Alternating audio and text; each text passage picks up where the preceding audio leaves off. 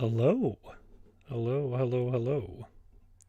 I don't know if everybody can hear me, so I'm just going to give it a second here. You let me know if I'm coming through clear. And hopefully we'll have a nice, smooth stream today. So, in case you can hear me, my name is Rory. Well, thank you, Kataru. Your typing looks good too. My name is Rory, and I'm a writer with the Varietal, which is a group of Vancouver writers who write stories. And we post them up there for you to read, one a week.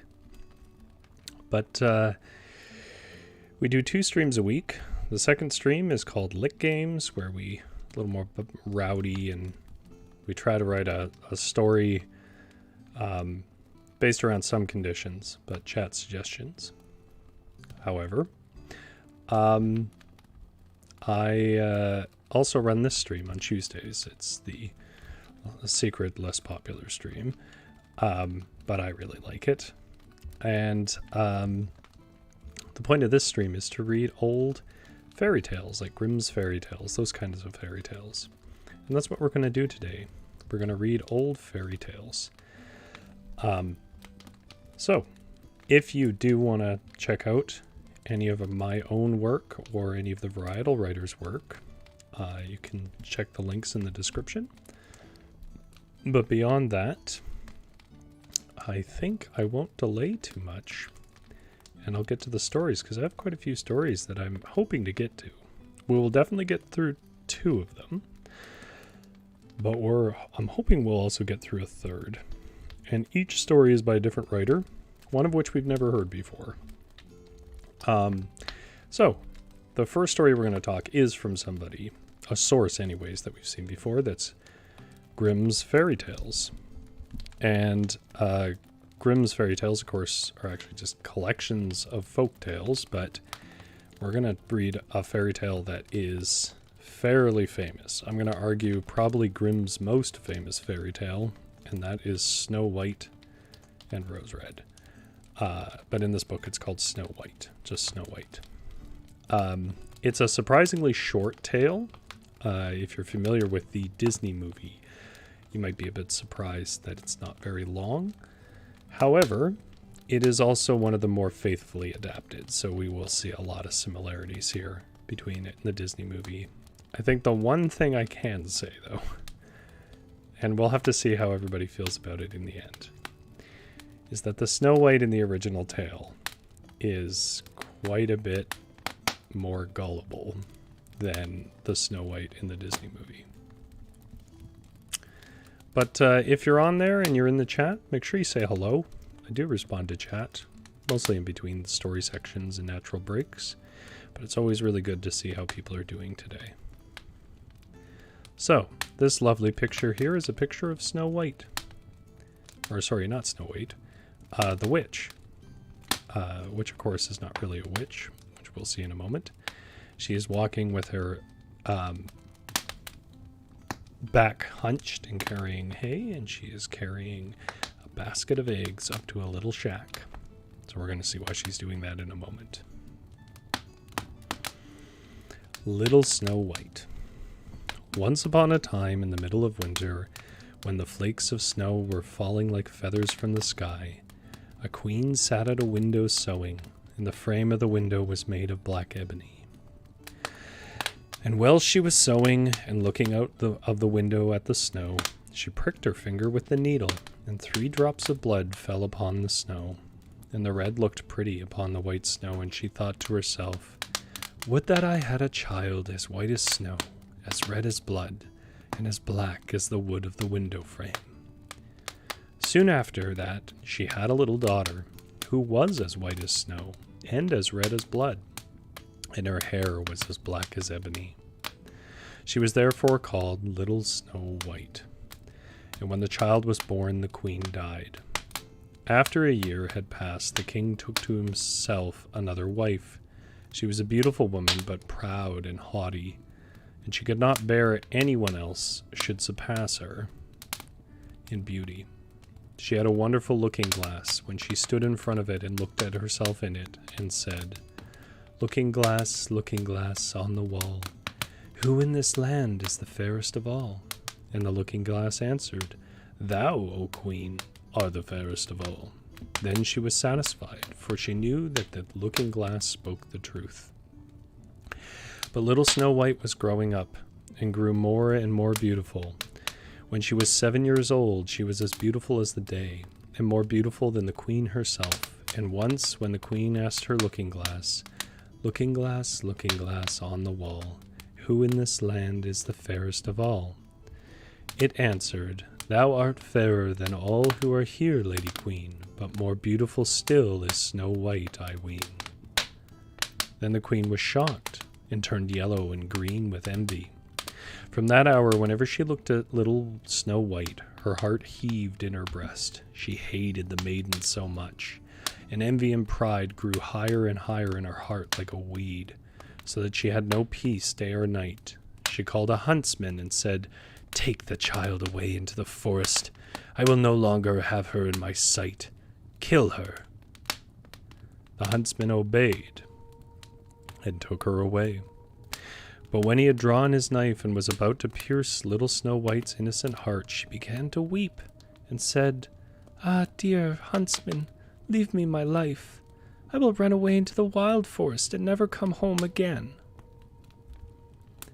And she was so beautiful. The huntsman had pity on her and said, run away then, you poor child. The wild beasts will soon have devoured you, thought he. And yet it seemed as if a stone had been rolled from his heart, since it was no longer needful for him to kill her. But now the poor child was all alone in the great forest, and so terrified that she looked at every leaf of every tree and did not know what to do. Then she began to run, and ran over sharp stones and through thorns, and the wild beasts ran past her, but did her no harm. She ran as long as her feet would go, until it was almost evening. Then she saw a little cottage, and went into it to rest herself. Everything in the cottage was small, but neater and cleaner than can be told. There was a table on which there was a white cover, and 7 little plates, and in each plate a little spoon. Moreover, there were 7 little knives and forks, and 7 little mugs. Against the wall stood 7 little beds side by side, covered with snow-white counterpanes. Little Snow White was so hungry and thirsty that she ate some vegetables and bread from each plate, and drank a drop of wine out of each mug, for she did not wish to take all from one only. Then, as she was so tired, she laid herself down on one of the little beds, but none of them suited her. One was too long, another too short. But at last she found that 7th one was right, so she remained in it, said a prayer, and went to sleep. When it was quite dark, the owners of the cottage came back. They were 7 dwarves, who dug and delved into the mountains for ore. They lit their 7 candles, and as it was now light within the cottage, they saw that someone had been there, for everything was not in the same order which they'd left it. The first said, "Who's been sitting in my chair?" The second said, "Who's been eating off my plate?" The third said, "Who's been taking some of my bread?" And the fourth said, "Who's been eating my vegetables?" The fifth said, "Who's been using my fork?" And the sixth, "Who has been cutting with my knife?" The seventh, "Who has been drinking out of my mug?" Then the first looked around and saw that there was a little hole on his bed, and he said, "Who's been getting into my bed?" The others came up, and each called out, "Somebody has been lying in my bed too." But the seventh, when he looked at his bed, saw little Snow White, who was lying fast asleep therein, and he called the others, who came running up, and they cried out with astonishment, and brought their 7 little candles, and let the light fall on little Snow White. "Oh, oh!" cried they, "what a lovely child!" And they were so glad that they did not wake her up, but let her sleep on in the bed. and the seventh dwarf slept with his companions, 1 hour with each, and so got through the night. The next morning little Snow White awoke, and was affrighted when she saw the 7 dwarves. But they were friendly, and asked her what her name was. "My name is Little Snow White," she answered. How have you come to our house?" said the dwarves.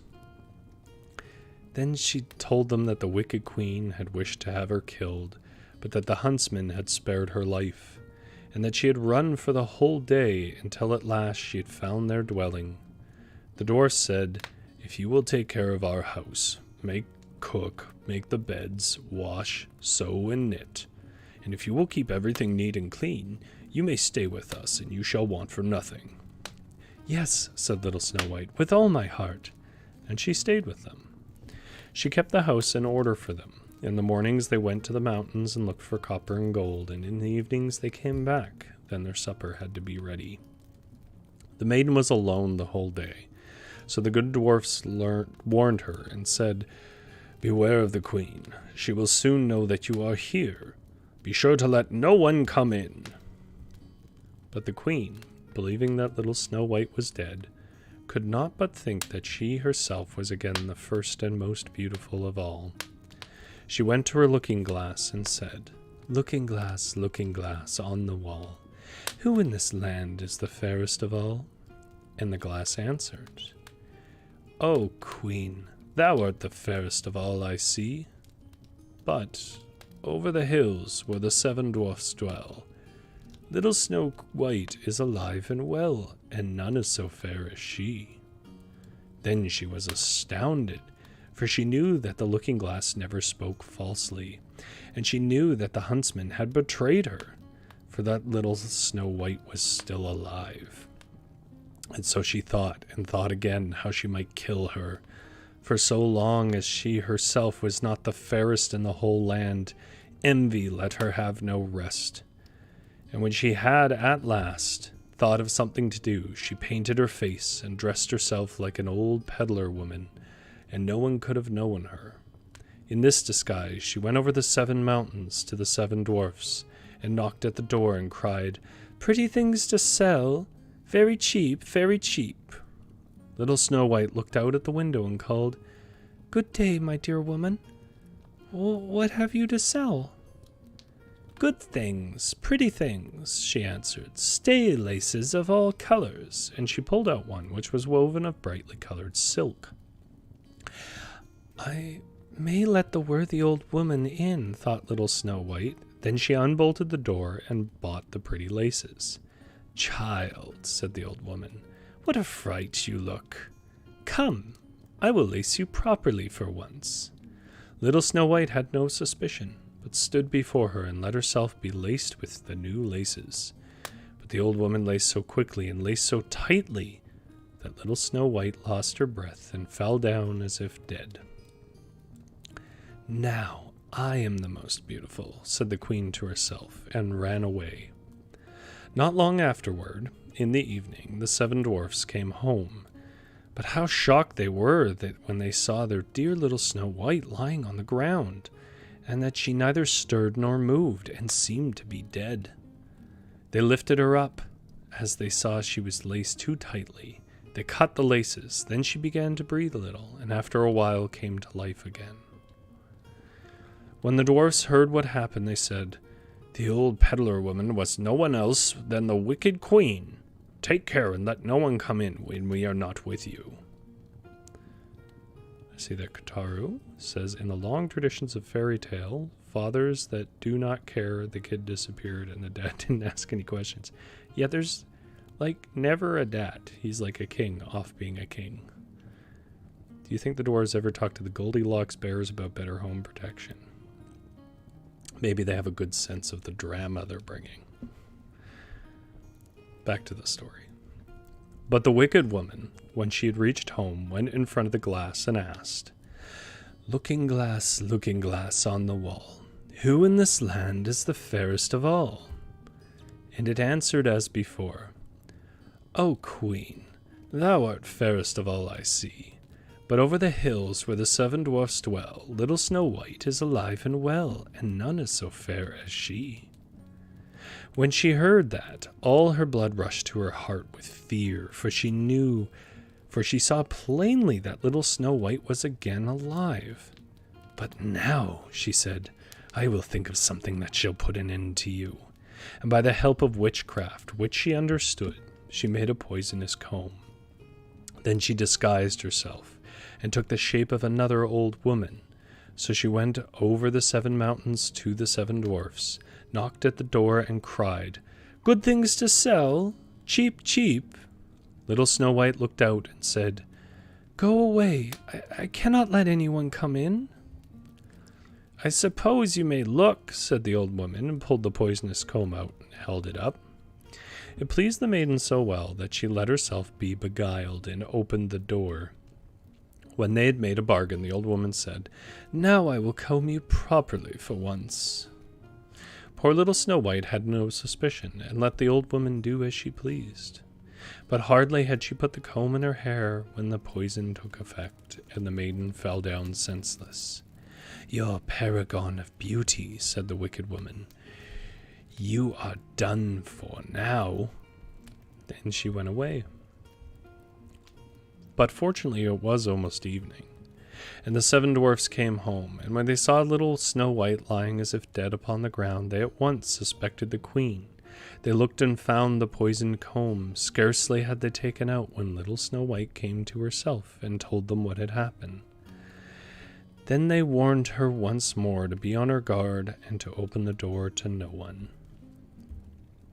The queen at home went in front of the glass and said, Looking glass on the wall, who in this land is the fairest of all?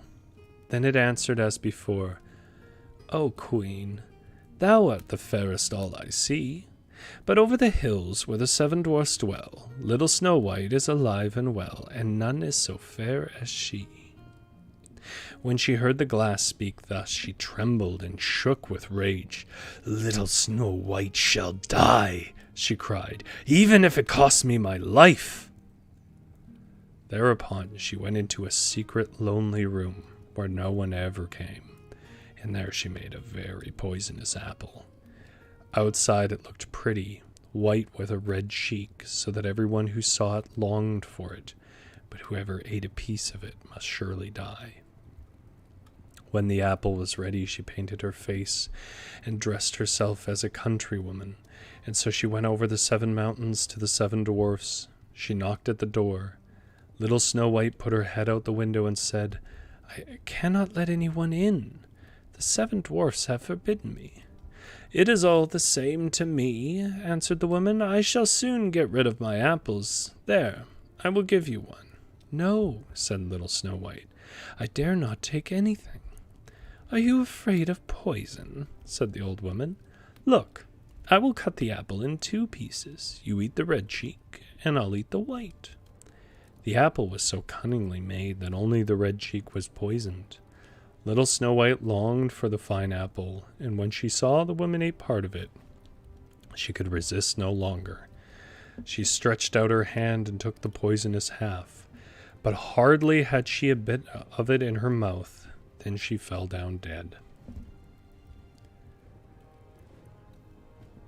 Then the queen looked at her with a dreadful look, laughed aloud, and said, White as snow, red as blood, black as ebony wood, this time the dwarfs cannot wake you up again.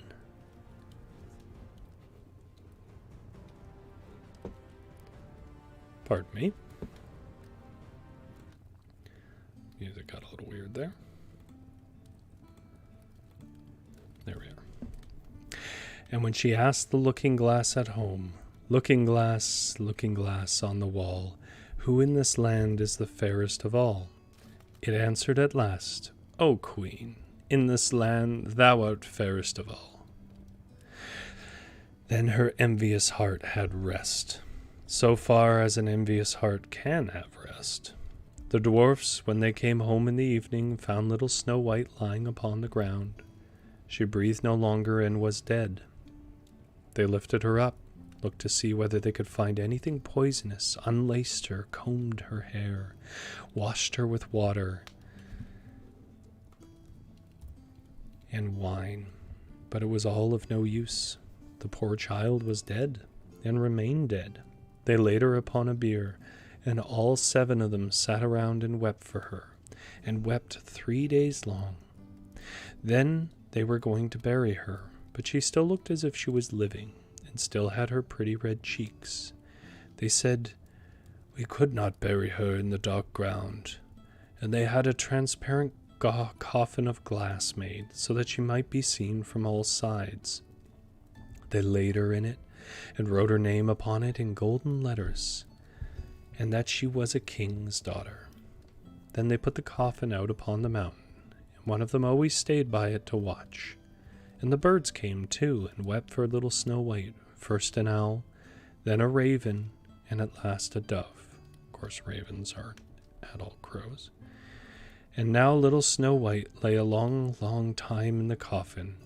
She did not change, but looked as if she were asleep, for she was as white as snow, as red as blood, and her hair was black as ebony. It happened, however, that a king's son came into the forest, and went into the dwarf's house to spend the night. He saw the coffin on the mountain, and the beautiful little Snow White within it, and read what was written upon it in gold letters. Then he said to the dwarfs, "Let me have the coffin. I will give you whatever you want for it." But the dwarfs answered, "We will not part with it for all the gold in the world." Then he said, "Let me have it as a gift, for I cannot live without seeing little Snow White. I will honor and prize her as my dearest possession." As he spoke in this way, the good dwarfs took pity on him and gave him the coffin, despite that being kind of weird. And now the king's son had carried it away by his servants on their shoulders. And it happened that they stumbled over a tree stump, and with the shock, the poisonous piece of apple which little Snow White had bitten off came out of her throat. And before long she opened her eyes, lifted up the lid of the coffin, and sat up and was once more alive. "Oh, where am I?" she cried. The king's son, full of joy, said, "You are with me," and told her what had happened. He said, "I love you more than everything in the world. Come with me to my father's palace. You shall be my wife." And little Snow White was willing, for some reason, and went with him. And their wedding was held with great show and splendor. But the wicked queen was also bidden to the feast, and when she had arrayed herself in beautiful clothes, she went before the looking-glass and said, looking glass on the wall, who in this land is the fairest of all?" And the glass answered, "O queen, of all here the fairest art thou, but the young queen is fairer by far, I trow." Then the wicked woman uttered a curse, and was so wretched, so utterly wretched, that she knew not what to do. At first she would not go to the wedding at all, but she had no peace, and must go see the young queen. And when she went in, she knew little Snow White. She stood still with rage and fear, and could not stir, but iron slippers had already been put upon the fire, and they were brought in with tongs and set before her. Then she was forced to put on the red-hot shoes and dance until she dropped down dead. Which is a slight deviation from Disney. I had heard of a fairy tale where somebody had to dance till they died. But I had heard that it was, I think, The Little Mermaid. So I was a little surprised to see it here. Maybe it's just a thing in fairy tales.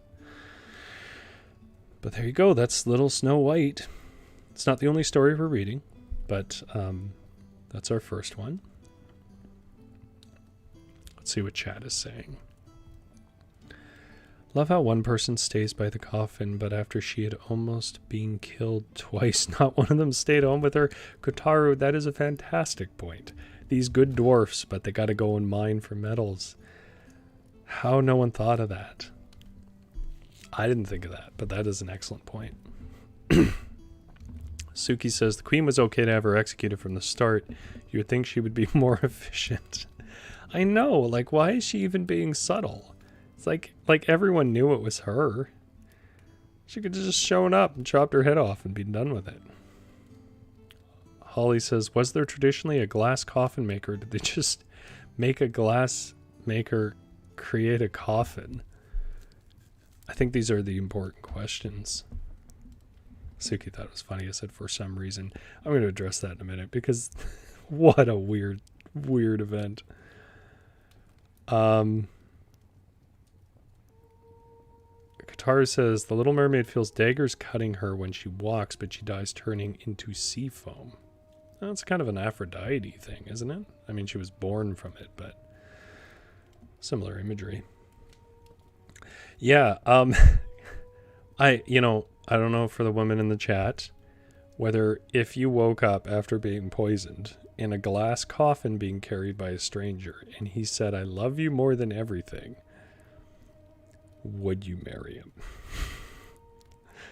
Because I gotta be honest, I would have questions about what exactly do you love, because I was literally dead. All right. Well, we need to switch over stories. Unfortunately, we're going to have to do this a couple of times tonight. We have to switch over to a different book. Our next one is from Edith Nesbit. Edith Nesbit is our first female writer. Holly says, Hans Christian Andersen's The Red Shoes, The Shoes Cause You to Dance to Death. I'm not familiar with that one. I might need to take a look at it. Hans Christian Andersen is an interesting writer. I have to say, he, as Kotaro pointed out, which made a lot of sense to me, he is a person who seems like he doesn't necessarily want to write for kids. And I think that's entirely a fair observation.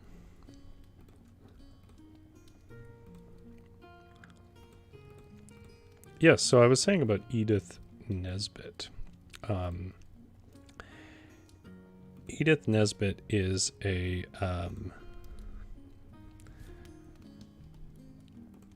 our first female writer. She writes a little later, and than some of the stuff we've looked at so far. And she has a book called, I think it's called The Book of Dragons or something like that. I will double check in a moment. I'm just aligning some things. It's surprisingly complicated to change over stories.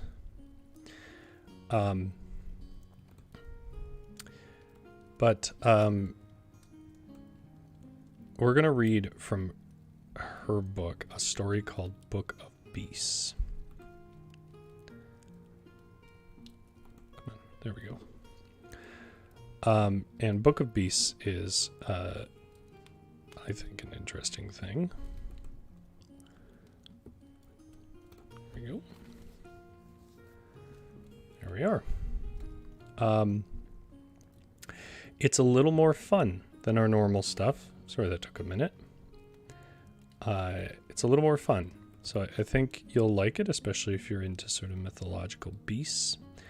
It definitely has appeal in that direction.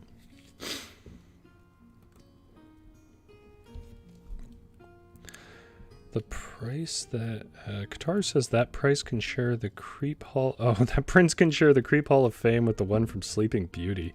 Yes. I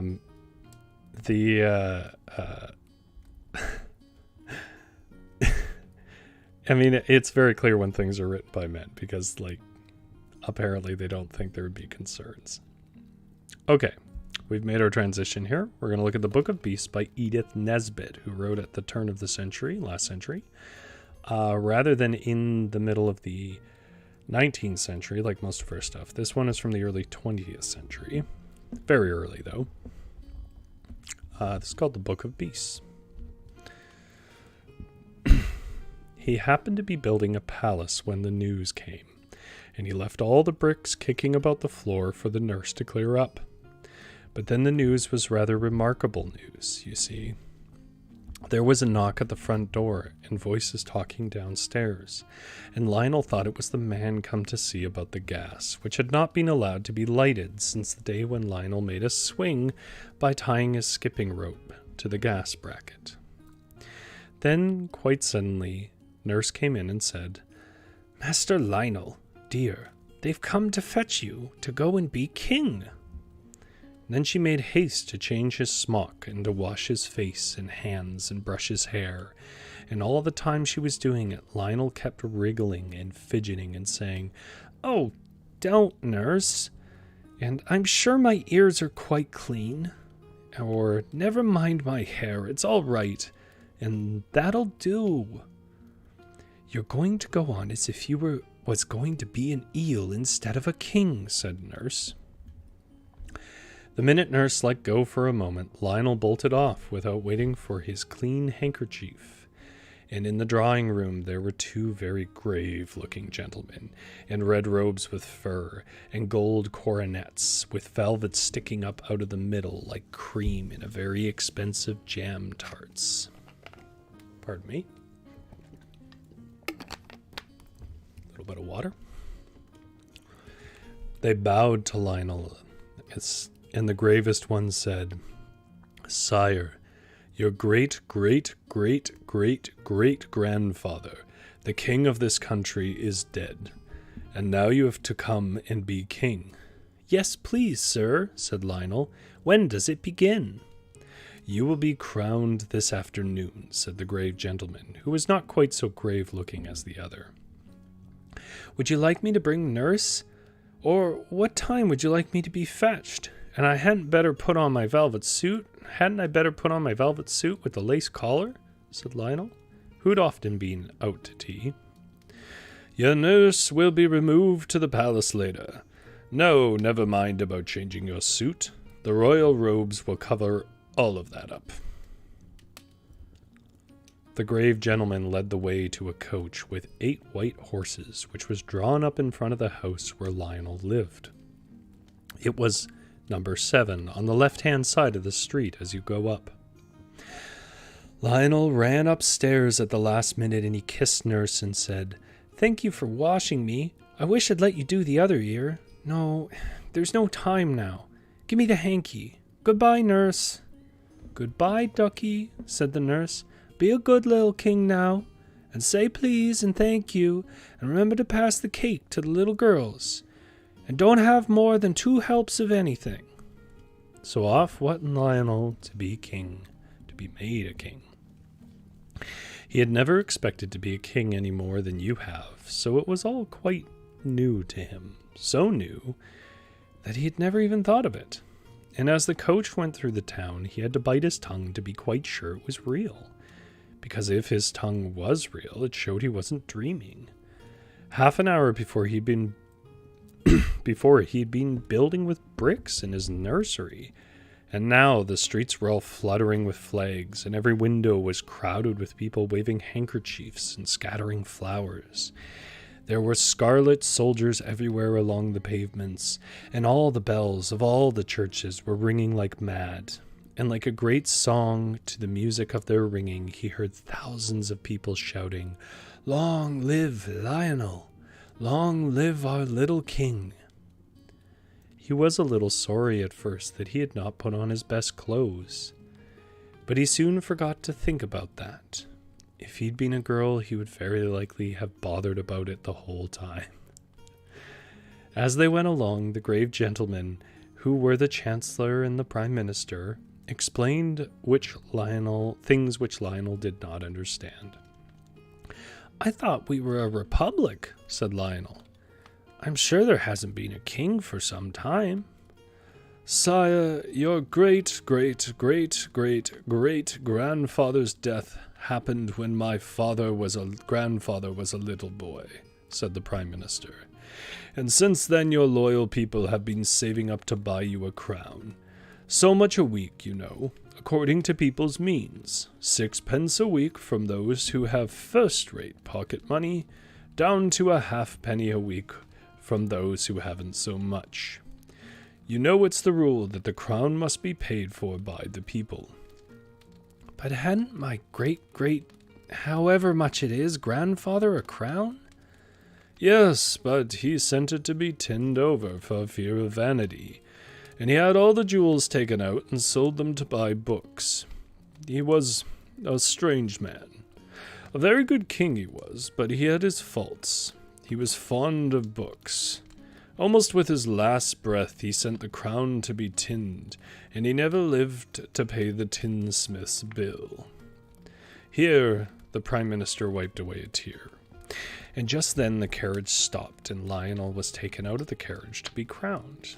Being crowned is so much more tiring work than you would suppose, and by the time it was over, and Lionel had worn the royal robes for an hour or two, and had had his hand kissed by everybody whose business it was to do it, he was quite worn out, and was very glad to get into the palace nursery. The nurse was there, and tea was ready. Seedy cake, and plummy cake, and jam, and hot buttered toast, and the prettiest china with red and gold and blue flowers on it, and real tea, and as many cups of it as you liked. After tea, Lionel said, I think I should like a book. Will you get me one, nurse? Bless the child, said nurse. You don't suppose you've lost the use of your legs with just being a king? Run along, do, and get your books yourself. So Lionel went down into the library.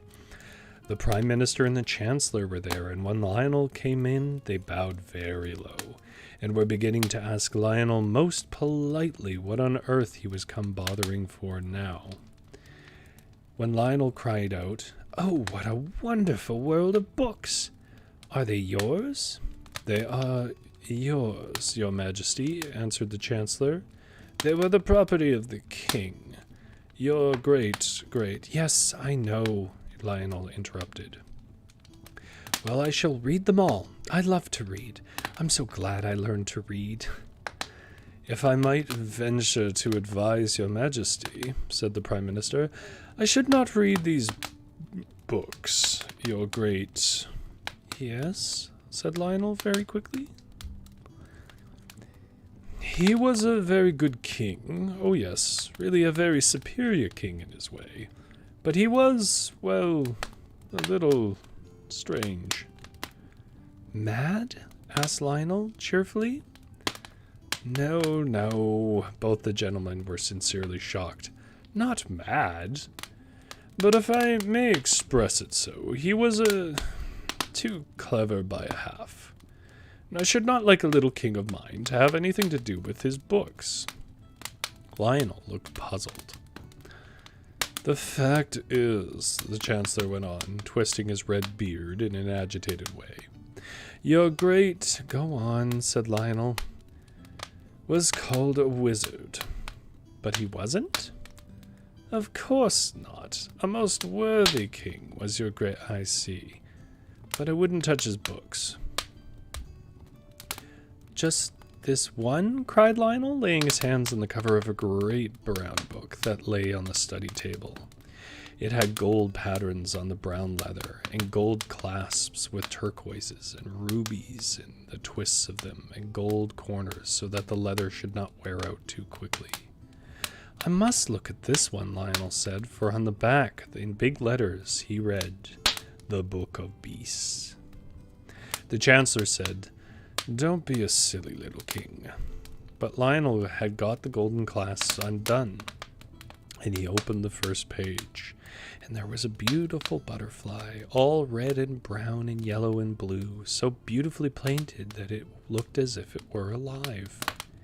There, said Lionel, isn't that lovely? Why, but as he spoke, the beautiful butterfly fluttered its many-colored wings on the yellow old page of the book, and flew up and out the window. Well, said the Prime Minister as soon as he could speak for the lump of wonder that had gotten into his throat and tried to choke him, that's magic, isn't it? But before he had spoken, the king had turned the next page, and there was a shining bird, complete and beautiful in every blue feather of him. Under him was written, Blue Bird of Paradise. And while the king gazed enchanted at the charming picture of the blue bird, fluttered his wings on the yellow page and spread them out and flew out of the book. Then the Prime Minister snatched the book away from the king and shut it up on the blank page where the bird had been and put it on a very high shelf. And the Chancellor gave the king a good shaking and said, You're a naughty, disobedient little king, and was very angry indeed. I don't see that I've done any harm, said Lionel. He hated being shaken, as all boys do. He would much rather have been slapped.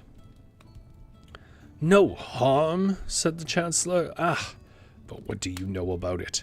That's the question. How do you know what might have been on the next page? A snake, or a worm, or a centipede, or a revolutionist, or something like that. Well, I'm sorry if I've vexed you, said Lionel. Come, let's kiss and be friends. So he kissed the Prime Minister, and they settled down for a nice quiet game of noughts and crosses, while the Chancellor went to add up his accounts.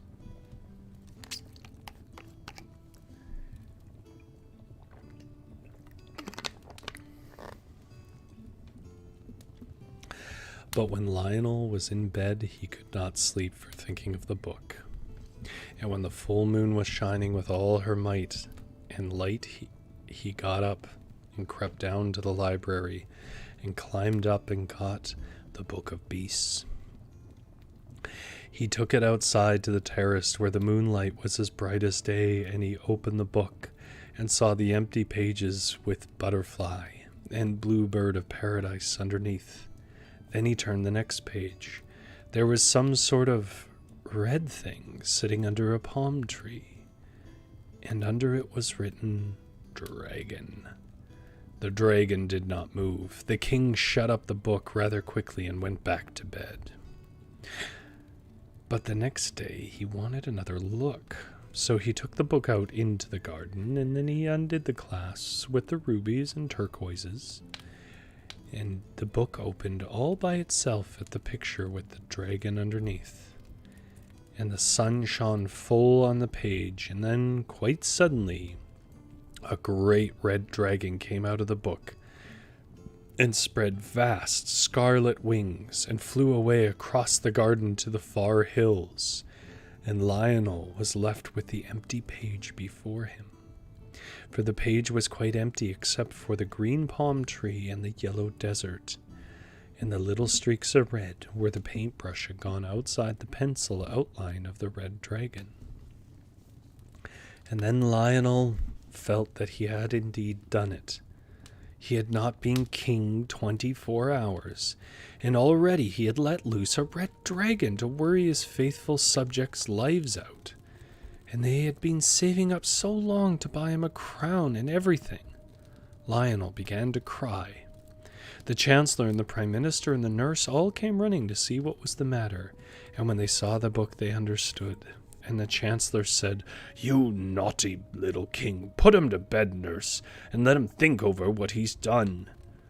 Perhaps, my lord, said the Prime Minister, we'd better first find out just exactly what he has done. Then Lionel, in floods of tears, said, It's a red dragon, and it's gone flying away to the hills, and I'm so sorry, and oh, do forgive me. But the Prime Minister and the Chancellor had other things to think of than forgiving Lionel. They hurried off to consult the police and see what could be done. Everyone did what they could. They sat on committees and stood on guard and lay in wait for the dragon. But he stayed up in the hills, and there was nothing more to be done. The faithful nurse, meanwhile, did not neglect her duty. Perhaps she did more than anyone else, for she slapped the king and put him to bed without his tea, and when it got dark she would not give him a candle to read by. You are a naughty little king, she said, and nobody will love you. Next day the dragon was still quiet, though the more poetic of Lionel's subjects could see the redness of the dragon shining through the green trees quite plainly. So Lionel put on his crown and sat on his throne and said he wanted to make some laws. And I need hardly say that though the Prime Minister and the Chancellor and the nurse might have the very poorest opinion of Lionel's private judgment, and might even slap him and send him to bed, the minute he got on his throne and set his crown on his head, he became infallible, which means that everything he said was right, and that he couldn't possibly make a mistake. So when he said, "There is to be a law forbidding people to open books in schools or elsewhere," he had the support of at least half of his subjects, and the other half, the grown-up half, pretended to think he was quite right. Then he made a law that everyone should always have enough to eat, and this pleased everyone except the ones who always had too much. And when several other nice new laws were made and written down, he went home and made mud houses and was very happy. And he said to his nurse, "People will love me now. I've made such a lot of pretty new laws for them." But nurse said, "Don't count your chickens, my dear. You haven't seen the last of that dragon yet." Now the next day was Saturday, and in the afternoon the dragon suddenly swooped down upon the common in all his hideous redness, and carried off the soccer players, umpires, goalposts, ball and all. Then the people were very angry indeed, and they said, "We might as well be a republic, after saving up all these years to get his crown and everything." I mean, maybe that wasn't a good move that people should have realized. Suki says this is so odd. I mean, I'm going to say it's about as odd as every fairy tale. And wise people shook their heads and foretold a decline in the national love of sport, because of course the dragon took off with the soccer players. And indeed, soccer was not at all popular for some time afterwards. Lionel did his best to be a good king during the week, and the people were beginning to forgive him for letting the dragon out of the book. After all, they said soccer is a dangerous game, and perhaps it is wise to discourage it. Popular opinion held that soccer players, being tough and hard, had disagreed with that dragon so much that he had gone away to some place where they only play cat's cradle and games that do not make you hard and tough. All the same, Parliament met on the Saturday afternoon, a convenient time, for most of the members would be free to attend, to consider the dragon. But unfortunately, the dragon, who had only been asleep, woke up because it was Saturday, and he considered the Parliament, and afterwards there were not any members left. So they tried to make a new Parliament, but being a member of Parliament had somehow grown as unpopular as soccer playing, and no one would consent to be elected, so they had to do without a Parliament. When the next Saturday came around, everyone was a little nervous, but the red dragon was pretty quiet that day and only ate an orphanage. Just give me a sec. I laughed when I read it the first time. And I'm laughing now. What a line. Only ate an orphanage.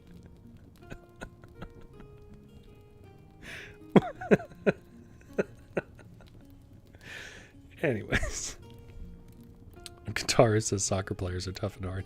Maybe back in the day, before they had all the rules about falling down. Lionel was very, very unhappy.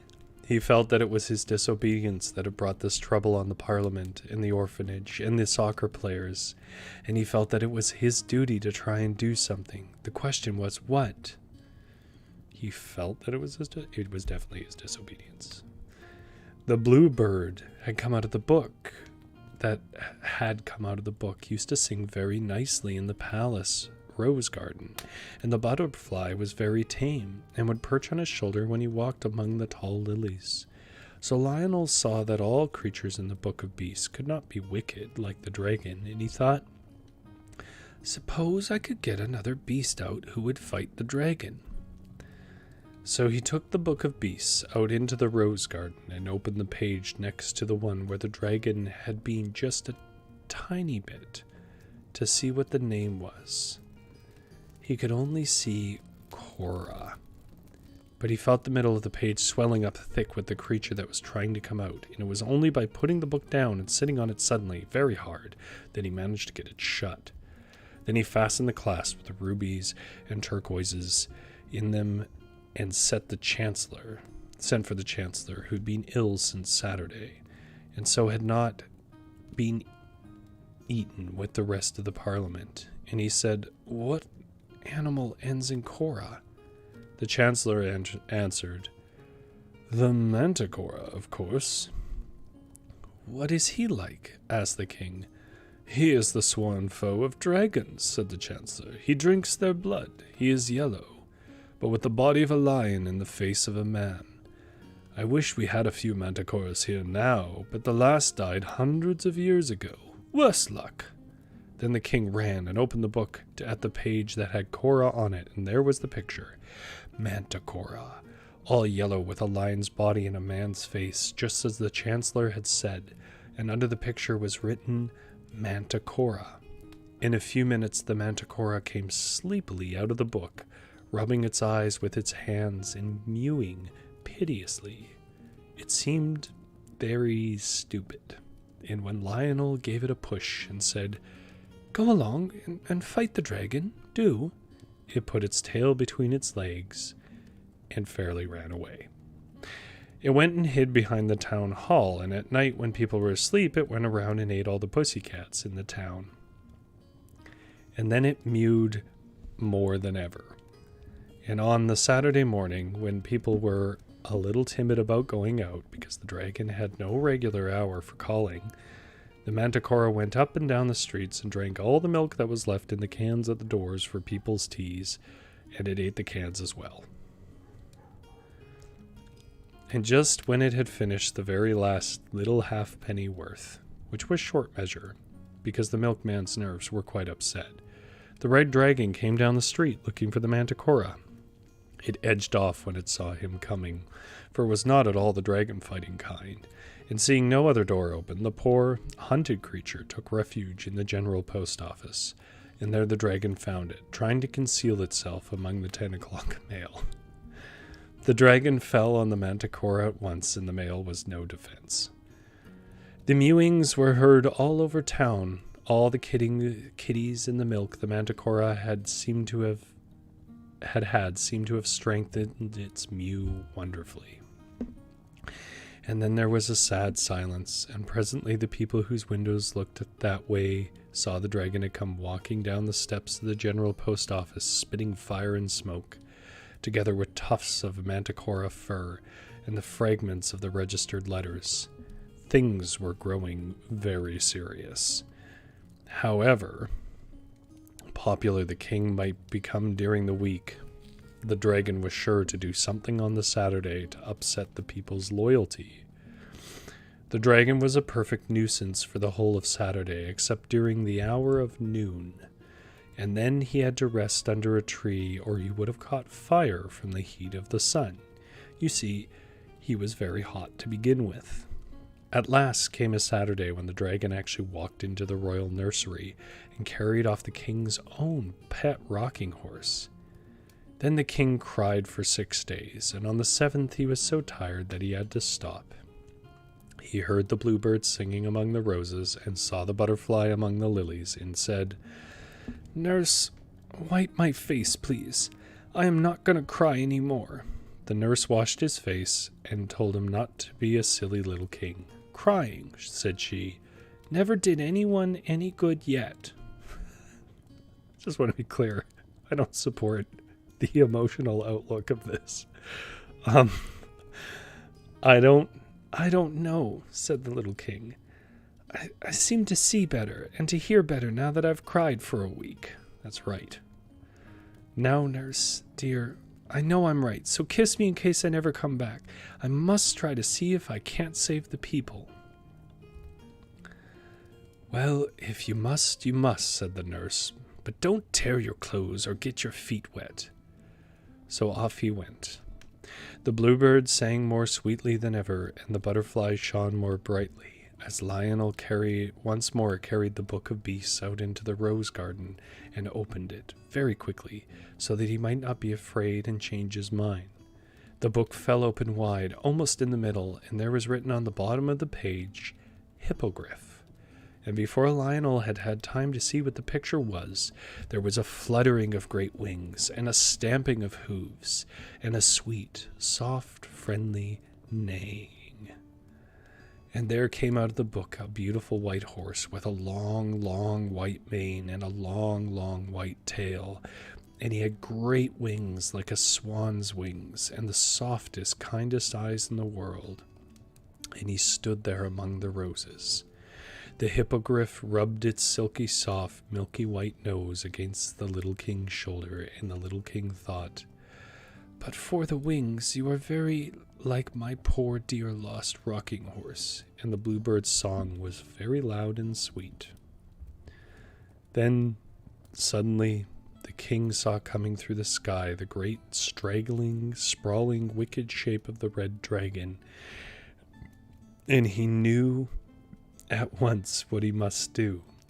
He caught up the book of beasts and jumped on the back of the gentle, beautiful hippogriff, and leaning down he whispered in the sharp white air, "Fly, dear hippogriff, fly your very fastest to the pebbly waste."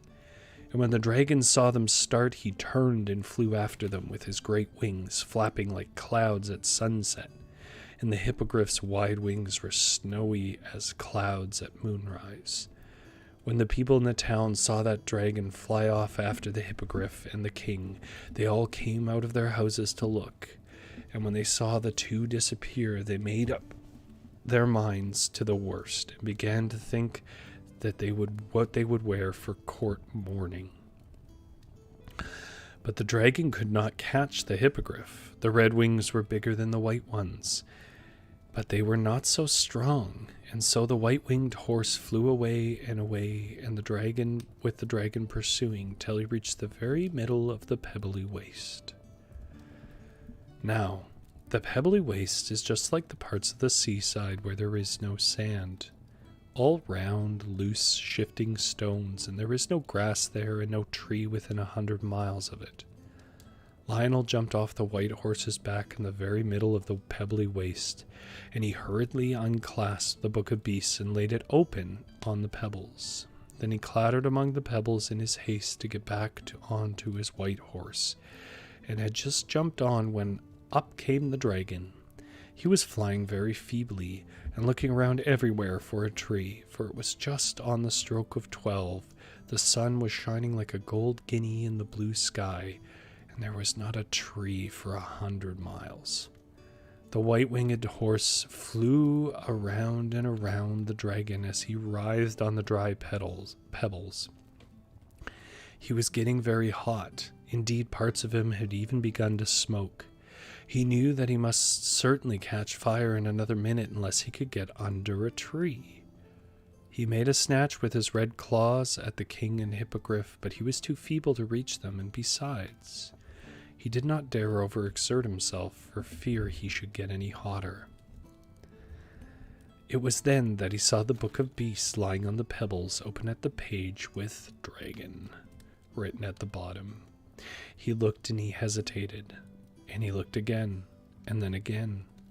With one last squirm of rage, the dragon wriggled himself back into the picture and sat down under the palm tree, and the page was a little singed as he went in.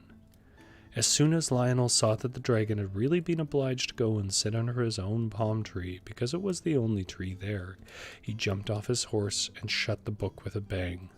"Oh, hurrah!" he cried. "Now we really have done it!"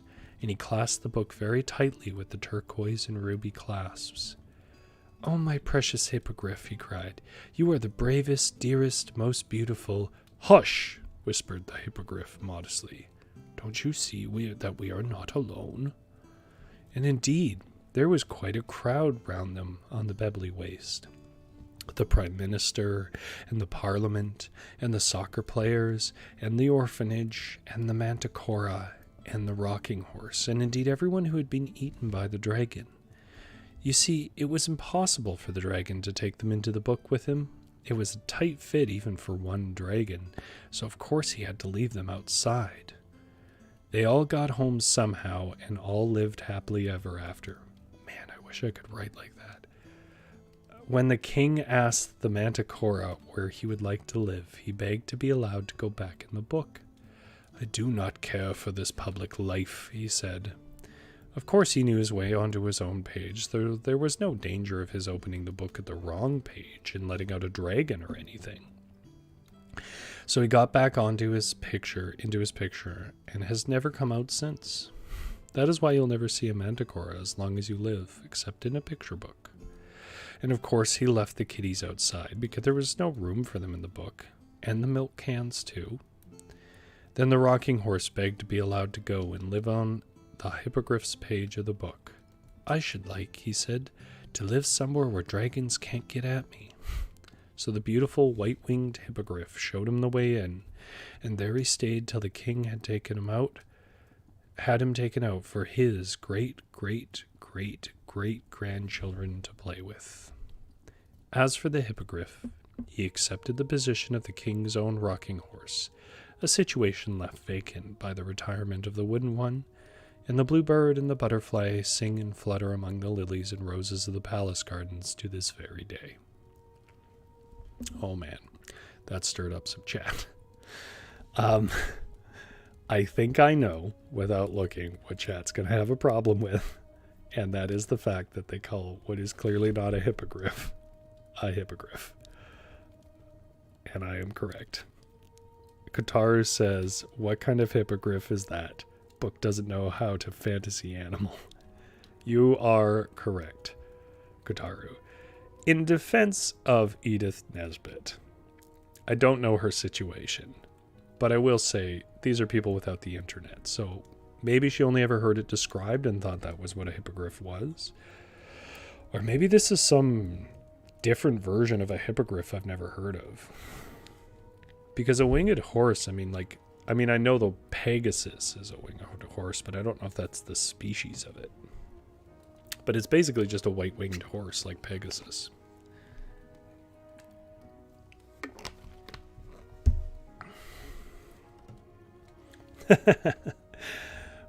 Kataru made a good joke, but I'm not sure how many in chat are going to get it.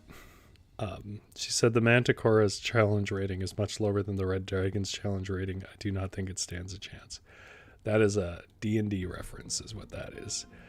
And you are correct. It doesn't stand a chance. But also it didn't stand a chance because it was lazy for some reason. I think I don't know what stands out for chat about that story, but what stands out for me is just how funny it is. Like it was a funny story. And I appreciated that it had a sense of humor. How about chat? How did you guys feel about it? Sorry, I just need to set up our next one here.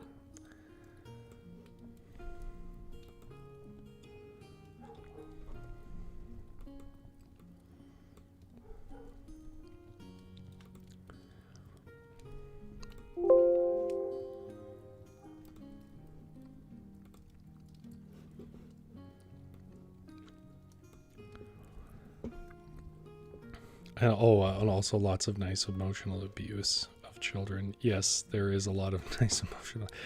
People are brutal to children in these stories. Like, it's people that if you didn't know better, you'd be like, these people hate children. Why are they writing for children? To its credit, it isn't as psychotically strange as Snow White was, where you just do not understand what the message is. Or like with the prince, for example, like that's just so creepy. I found in that one, the one thing that was creepy, but it's really consistent in fairy tales, is everyone kisses everyone. And I have to assume this is just like a historical thing, because I definitely don't get it personally.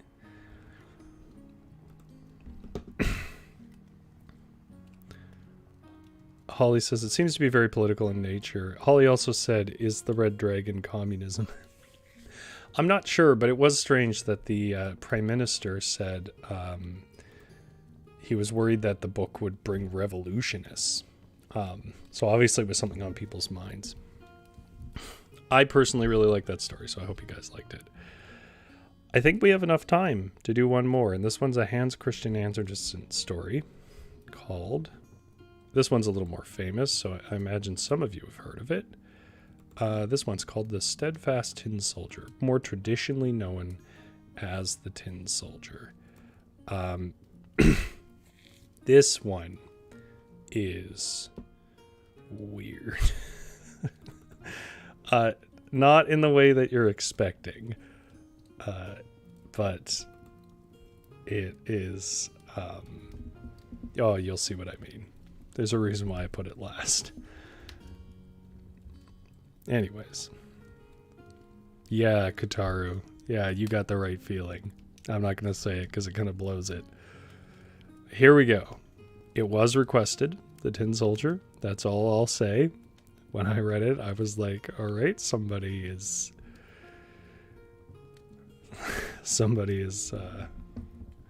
in for sorrow.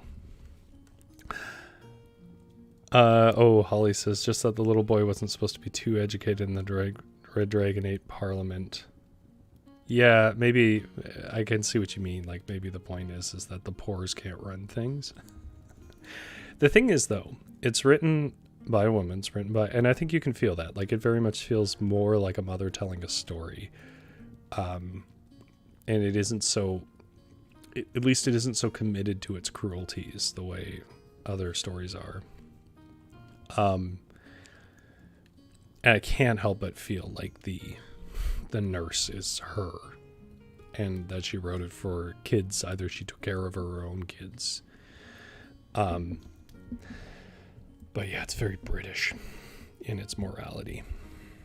Okay, we don't have too much time left, so I'm going to do the Steadfast Tin Soldier.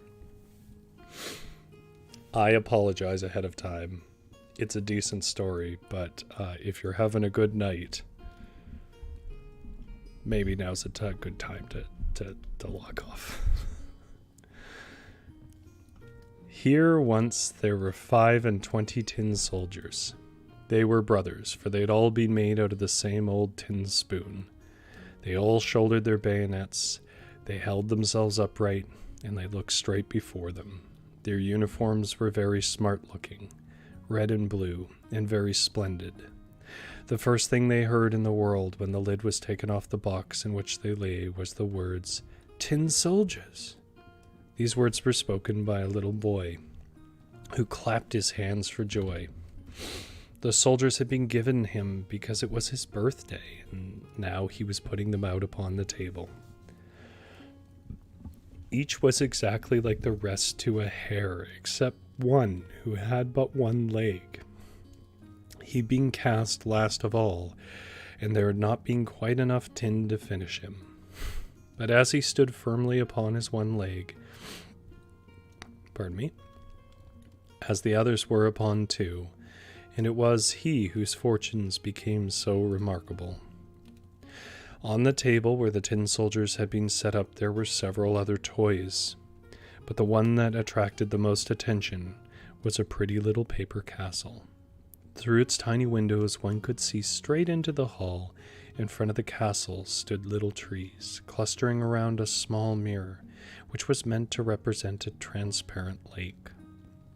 The swans of wax swam upon its surface, and it reflected back their images. All this was very pretty, but prettiest of all was a little lady who stood at the castle's open door.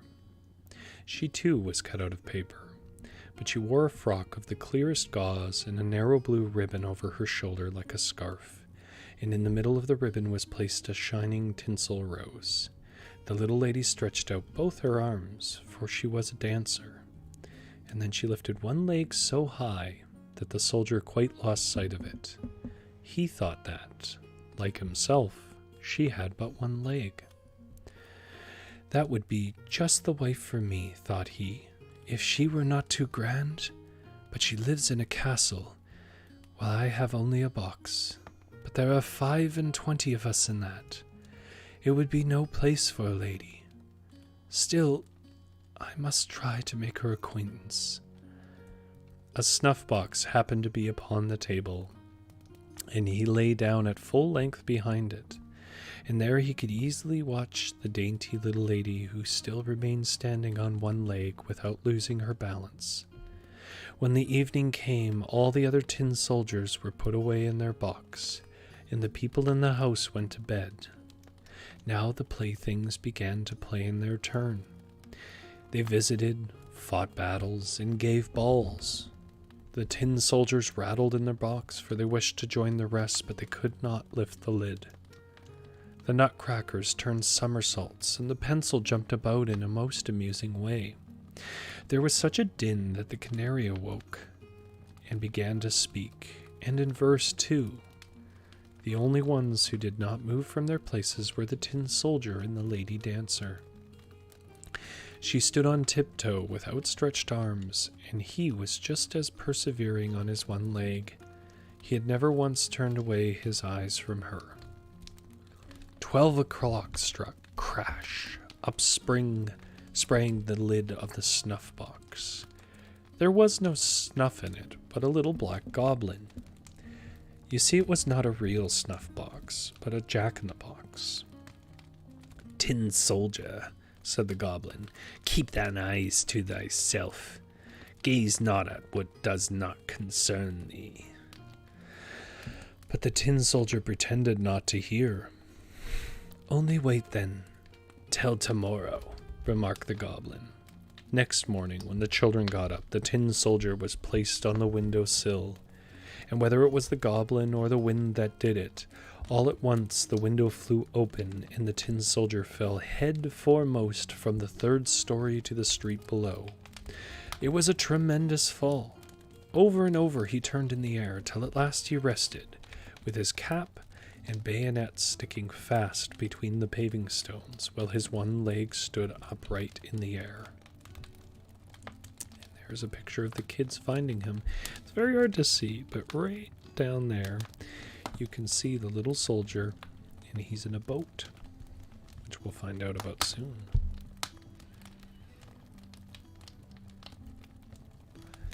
The maidservant and the little boy came down at once to look for him, but though they nearly trod upon him, they could not manage to find him.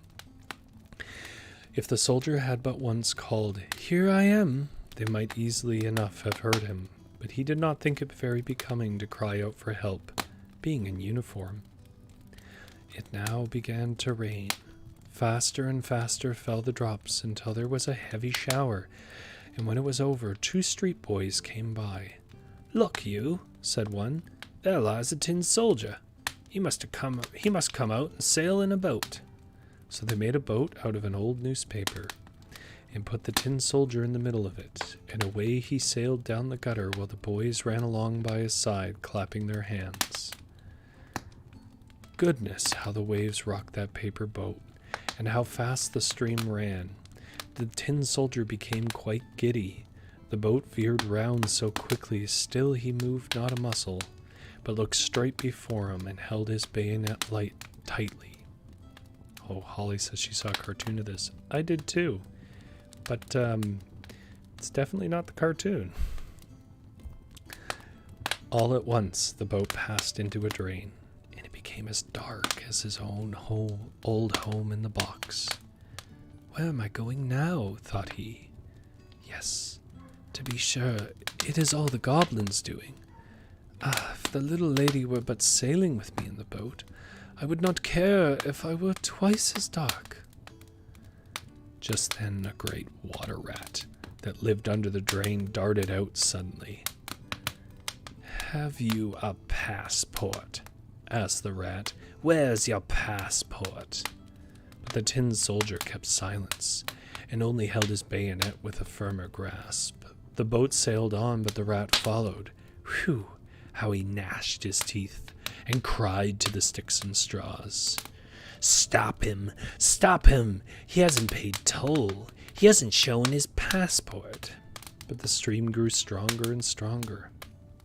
Already the tin soldier could see daylight at the point where the tunnel ended, but at the same time he heard a rushing, roaring noise, at which a bolder man might have trembled. Think! Just where the tunnel ended, the drain widened into a great sheet that fell into the mouth of a sewer. It was as perilous a situation for the soldier as sailing down a mighty waterfall would be for us. He was now so near it that he could not stop. The boat dashed on, and the tin soldier held himself so well that no one might save him that he was so much as winked an eye. 3 or 4 times the boat whirled round and round. It was full of water to the brim and must certainly sink. The tin soldier stood up to his neck in water. Deeper and deeper sank the boat. Softer and softer grew the paper, and now the water closed over the soldier's head, and he thought of the pretty little dancer whom he should never see again, and in his ears rang the words of the song. Wild adventure, mortal danger, be thy portion, valiant stranger. The paper boat parted in the middle, and the soldier was about to sink, when he was swallowed by a great fish. Oh, how dark it was! Darker even than in the drain, and so narrow. But the tin soldier retained his courage. There he lay at full length, shouldering his bayonet as before. To and fro swam the fish, turning and twisting, making the strangest movements, till at last he became perfectly still. Something like a flash of daylight passed through him, and a voice said, "Tin soldier!" The fish had been caught, taken to market, sold and bought, taken to the kitchen, where the cook had cut him with a large knife. She seized the tin soldier between her finger and thumb, and took him to the room where the family sat, and where all were eager to see the celebrated man who had traveled in the maw of a fish. But the tin soldier remained unmoved. He was not at all proud. They set him upon the table there, but how could so curious a thing happen? The soldier was in the very same room in which he had been before. He saw the same children, the same toys stood upon the table, and among them the pretty dancing maiden, who still stood upon one leg. She too was Steadfast. That touched the tin soldier's heart, and he could have wept in tears, but that would not have been proper. He looked at her, and she looked at him, but neither spoke a word. And now one of the little boys took the tin soldier and threw him into the stove. He gave no reason for doing so, but no doubt the goblin in the snuff box had something to do with it. The tin soldier stood now in a blaze of red light. The heat he felt was terrible, but whether it proceeded from the fire or from the love in his heart he did not know. He saw that the colors were quite gone from his uniform, but whether that happened on the journey or had been caused by grief, no one could say. He looked at the little lady, she looked at him, and he felt himself melting. Still he stood firm as ever, with his bayonet on his shoulder. Then suddenly the door flew open, the wind caught the dancer, and she flew straight into the stove to the tin soldier, flashed up in flame, and was gone. The tin soldier melted into a lump, and in the ashes the maid found him the next day, in the shape of a little tin heart. While the dancer nothing remained save the tinsel rose, and that was burned as black as coal. And that is The Little Tin Soldier from Hans Christian Andersen, which takes a turn in the end there. I think we can all agree.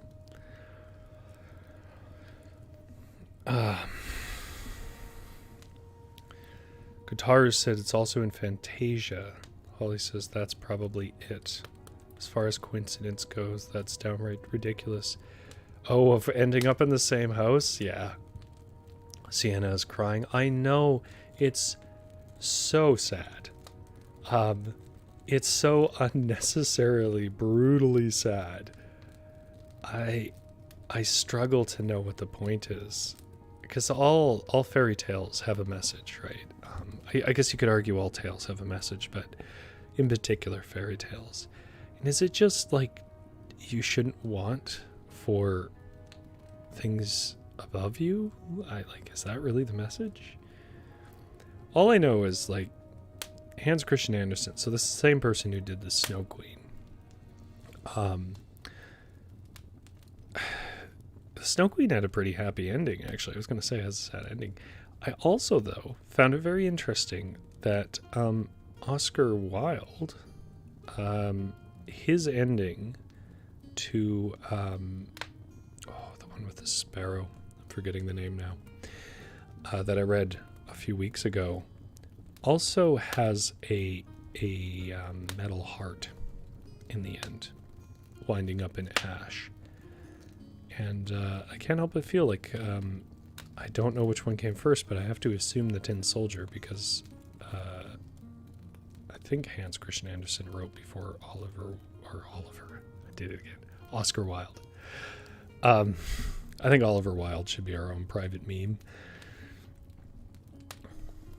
Holly says, if you read about Hans Christian Andersen's personal life, it may make more sense. Kotaru says, Happy Prince. Thank you. I didn't remember it because it's so simple and I was overthinking it. Suki says, to me, it feels like he's narrating a feeling. That's a really interesting thought. Because I don't dislike the story. Like, I wouldn't say I dislike Snow White, but I feel disconnected from it. Like, it doesn't feel like people behaving like people. It seems like they don't seem like people. But this feels like real. I think that's part of why it hits. I mean, there's something a little deeper about it. And I think Suki is correct in that what stands out is it's really just sort of a feeling of staying steadfast in sort of bleakness and hopelessness. And maybe just, not things don't always turn out, but courage is still worth it. Kotaru says it may have to do with finding a soul. Little Mermaid is about that as well. Very possibly. I don't know. It's a little bit different with Grimm's fairy tales too, because with Grimm's fairy tales, it's a lot of different sources and it's basically a game of telephone and a culture. Like, they're not from a single writer. But with Hans Christian Andersen and these other single source writers we have, these stories are a lot more intentional. Like, they're not broad moral lessons. They really can be more personal. Holly says the Iron Heart and Ash could be a common fairy tale trope that we're not familiar with. Yeah, but it's got to start somewhere, right? So I wondered if maybe there's a Grimm's fairy tale I haven't uncovered that started it. The Iron Heart, I assume, represents strength, because to me, like, in modern times, it would be a cold thing to have a steel heart, but in the old days, it might have just been a symbol of strength and courage. Holly, when you find commonalities in writing, they're often referencing an earlier tradition. Yeah, that's kind of what I'm wondering. Or other writers that have inspired them, right? And that's why I thought, well, maybe Oscar Wilde is referencing back. I don't know the timeline on these two. I really should. I didn't think of it ahead of time. And nobody wants to watch me Google things. So if chat wants to let me know who lived and wrote first, you certainly can. Again, I am no expert. I just like the stories. But yeah, no, definitely not an uplifting story to end on. And you might say, well, why did you leave it last, Rory? Because I do find most people watch the first half and only a few stick around to the end. And I really, really wanted to get through Snow White and the Book of Beasts. And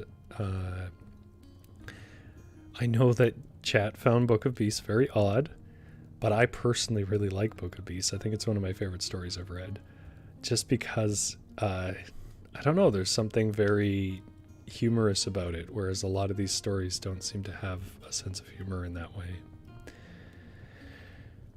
Well, thank you so much for showing up, all of you who did. Even if you just stepped in for a bit and have to leave, that's fine.